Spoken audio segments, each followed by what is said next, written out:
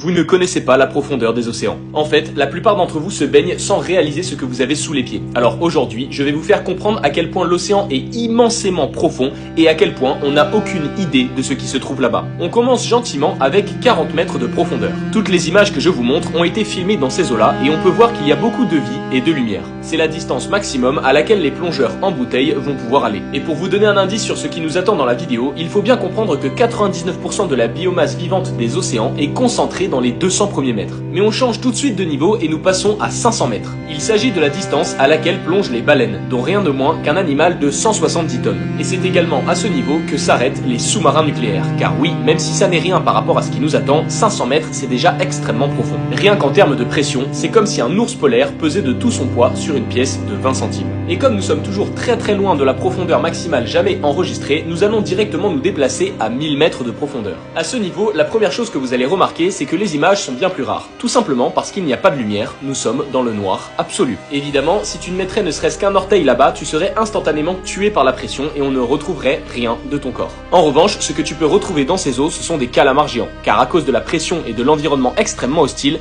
la plupart des créatures connues sont atteintes de gigantisme. Donc elles font des tailles démesurées afin de se protéger contre les prédateurs. Et quand je parle de gigantisme, il faut bien comprendre que le spécimen de calamar géant remonté le plus gros faisait pas moins de 750 kg pour 14 mètres de long et avait des espèces de lames de rasoir le long des tentacules. Et si on descend encore de quelques centaines de mètres, nous pénétrons dans le territoire du calamar vampire. Il s'agit d'une créature bien flippante qui possède un sang couleur bleu foncé et qui se nourrit de neige marine. Ses bras possèdent des photophores, ce qui signifie qu'il est capable de projeter des nuages de lumière bleue dans les profondeurs. Et pourtant, malgré toutes ces créatures incroyables, nous ne sommes qu'à 10% de notre voyage. Mais rassurez-vous, la partie 2 est déjà disponible sur mon profil.